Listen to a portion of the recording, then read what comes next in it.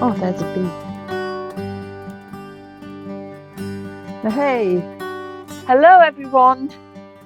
There's a bee here on the herb Robert. I'm just waiting till it's gone. There she goes. So thank you so much for all the wonderful comments from last week. And actually, I put a link below the film in the midweek afterwards. It was something that I came across which was so relevant, and I'll put it again in this week's box underneath this film. But today I've had so many requests about how do we get rid of midges and mosquitoes? How can we repel them? How can we keep our pets clear of fleas and ticks and things?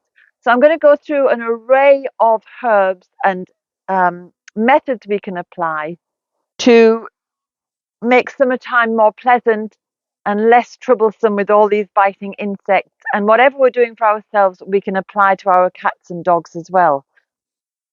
So before I begin, I'm just going to collect some of this herb Robert.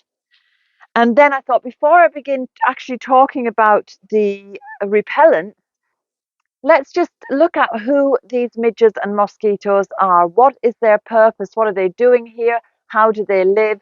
And why are they so troublesome to us?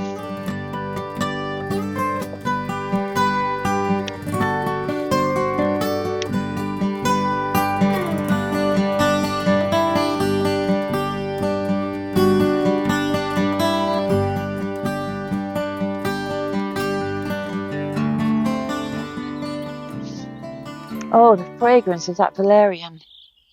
So midges and mosquitoes, they're pretty much the same thing, only one is really teeny tiny, it's about 1 or 2 millimeters, and the other one is obviously more visible. But to all intents and purposes, they're the same thing, and they create the same problems. And what they do is they are a very important part of the ecosystem because they provide food for many creatures, from fish to dragonflies to reptiles to bats to birds. So they're important in that respect because they can feed so many other beings that are in the web of the ecosystem. But unfortunately for us, the females like to take a blood meal when they've mated and they're ready to lay their eggs. They need a blood meal to ensure the efficacy, I suppose, the success of those eggs hatching into new midges or mosquitoes. And so they, after they've mated, they will find some prey to feed on. And some types of midge and mosquitoes have a particular type of prey, and others might not be so fussy. But there are certainly those that like to feed on humans. So let's just think about, first of all, instead of hating them, just appreciate that they do have a role to play in the environment. And it's just unfortunate that we are often the prey. But what can we do about it? So I thought, instead of just talking about, how we can make a repellent, let's talk about why we become so attractive to them. So first of all, it's the CO2 that we breathe out, the carbon dioxide that we breathe out. And obviously we have to breathe out, we can't help that. But there are ways, again, of alleviating the attraction or minimalizing the attraction to these insects. So, for example, be mindful that they tend to be flying around during the early morning and early evening into late evening. So we can usually have the daytime quite free. But when we produce our CO2, the more work we're doing, or the heavier we are, or the more active we are, the more CO2 we're going to be breathing out. So, minimize your movements at dawn and dusk. Go gently, go smoothly, and you're less likely to be breathing hard. So if you're jogging first thing in the morning, you're going to attract more of them. And we were on the bog one evening a couple of years ago and working hard, getting the turf into the tractor, and we had to give up because we were surrounded by a huge cloud of midges. And that's another thing. They like to live in damp soil. They live in dung, and they will live on kind of rotting vegetation as well. So maybe, and of course water, which is where they lay their eggs. So if you have stagnant water around, get rid of it. You can't do anything about your soil, but you can minimize any rotting vegetation by removing it from near to the house. Another thing you can do is don't be like me wearing dark colours. Wear light colours or pastels because they're very attracted to bright colours or dark colours. So reds and oranges and bright greens, those kind of colours, try to avoid them. And blacks, of course, and just wear whites or pastel colours.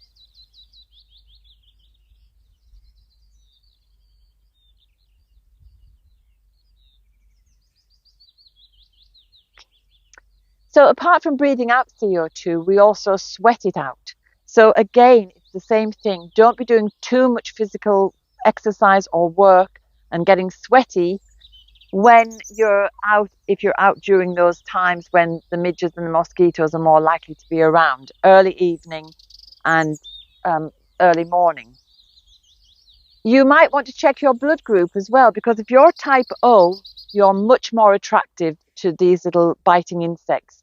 So if you're type O, all you can do really is try to confuse them. And you can make sure you have lots of B vitamins in your blood. So it might be a good idea to supplement with a good B complex, because that will possibly confuse them or just make your blood less attractive, even if you are a type O blood group person. And then, as I'm talking about your sweat, also, you want to be clean. Be clean, have a good personal hygiene, because there's other things in your sweat as well. There might be the smell of the food you've been eating. So if you eat a clean, wholesome diet, your smell is not going to be as attractive. If you live on junk food and, soft drinks and things, you're going to be a magnet. So think about what you're eating, because you'll be sweating it out, you'll be breathing it out, and good personal body hygiene, which I'm sure you all have perfect good hygiene.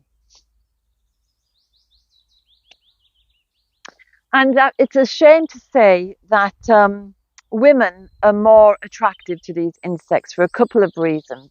One is that if you are pregnant, you are heavier and you are going to be breathing more heavily, and so you're going to be breathing out more carbon dioxide than somebody else. If you are a menopausal woman with hot flushes, again, that heat, that body temperature is going to attract them as well. So keep all these points in mind. You can adjust your lifestyle to make you less attractive, or at least to not be out when they're all out and about flying. I'm just out gathering a few herbs because I'm now going to tell you how you can actually make a repellent if, after having done everything else, you're still being attacked by these nuisance insects.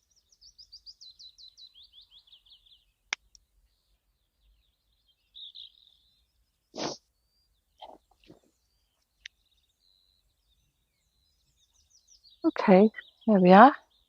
So I'm going to show you now how to make a really effective insect repellent.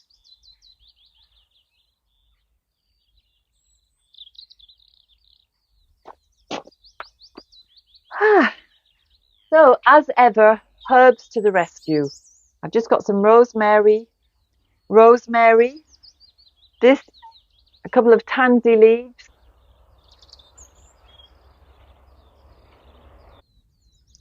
wormwood,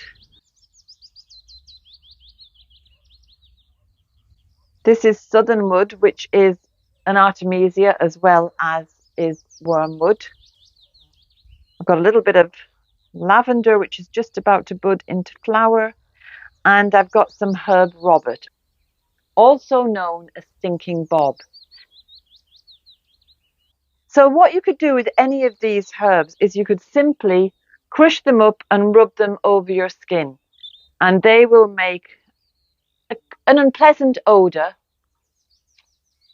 It's not too bad, so you're not going to be going around actually smelling horrible, but you will smell bad to the biting insects. And of course, garlic is one of the best protectors, and it's one of the best herbs to use to repel bloodsuckers. We all know that from our vampire movies that we've seen and vampire stories. So what I'm going to do, I've got garlic already in here, chopped up, and I'm just going to crush it up. Okay, so I'm going to cut up into small pieces all of these herbs, because always we cut things small for a greater surface area. All of these plants that I'm using, and everything will be written in the box below, a list of the herbs and their properties, and all of these herbs can be used for your pets as well. And there's many ways you can use them apart from this one way, so I'll put some other suggestions in the box as well. And what I would do as well is for your pet beds and for your drawers and your linen closets to get rid of any moths that might be hanging around. This will work for those as well. So they're lovely to put into, linen bags and lavender bags. You could put more lavender in. There are other herbs as well marsh woundwort, for example, is a wonderful midge repellent, but it's not actually out here yet, so I'd have to get that later in the year. I'm just taking off these rosemary leaves, and I'm going to cut those in as well. And whenever you're making something, set an intention. So I'm setting an intention that this is going to be a hugely effective biting insect repellent. And I'm just going to beat this to a pulp now with the pestle.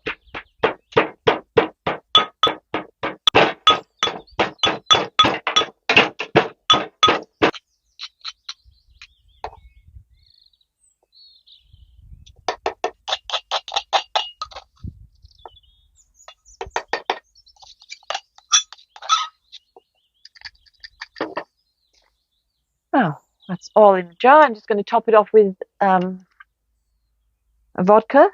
So it's kind of making a tincture. And I'm going to let that sit for a couple of weeks. And that will be... I'll give that to my brother for when he's working on the bog. Because really, with all that garlic, you don't want to put it on if you're going for a barbecue or a night out, sitting outside, eating somewhere. Well, I mean, I wouldn't care less, but some people might not want it. I'll just put a little bit more in. And then that will be strained off and put into a little spray bottle like this. And away you go. Spray it around your head and your face and any exposed skin, and it will protect you from those biting insects as much as it possibly can.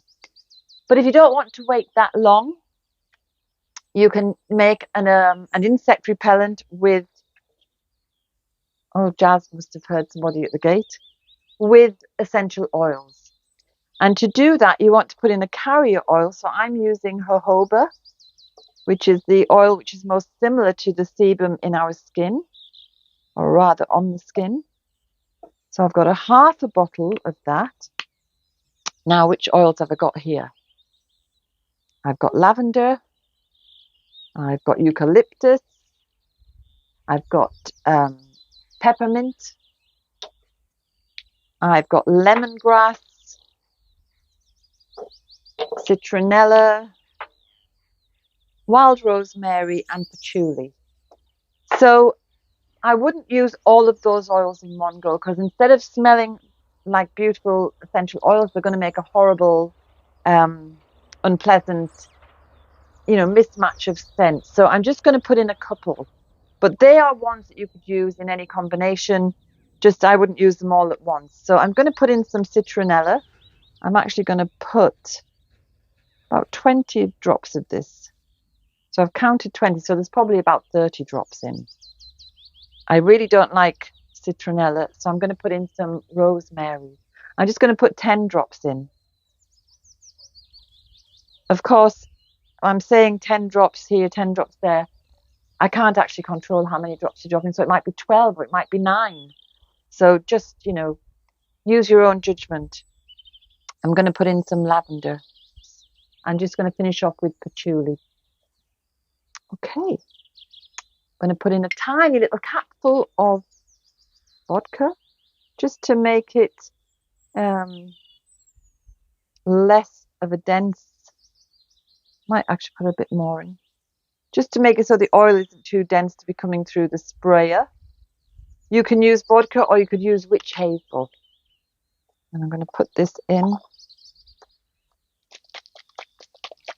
So I've given it a good shake. Take the top off and I'll just give it a little try. Well, that smells quite fresh and green. Yeah, I could wear that during the day. So you're going to smell quite nice and you're going to repel the biting insects. But of course, there's the other 3 that I didn't put in. You could arrange them in any combination that you like. You could put them all in. I just don't think it's necessary to put them all in. Oh, that's nice. So, and then final thing is a barrier, because those midges are so tiny, they can get through anything. If you've got a hole, where you fasten your sleeve, for example, and there's normally a little gap, they can get in there. They can get down your socks. They can get down the neck of whatever you're wearing. So you may want to invest in one of these. It's a little hood that you put over your head, and then you could tuck your coat up around it if you're out hiking, and it stops the midges getting into your eyes, up your nose, and biting your face, because they do leave big sore, itchy lumps. So now, I think I said that all the herbs I've used you could put into little cotton bags or muslin bags. They can go into your pet beds as well. And also, I was talking about hygiene. So, wash your pet bedding regularly, shake it out in the sun, and that's the best way to really repel these things and to keep on top of them. So I hope you found that helpful. All the information is in the box below, the types of plants that I was using and the methods, which is all very simple anyway. So I'm going to go now and do a little bit more herb harvesting, and I hope you have a wonderful week, and I'll see you next Sunday.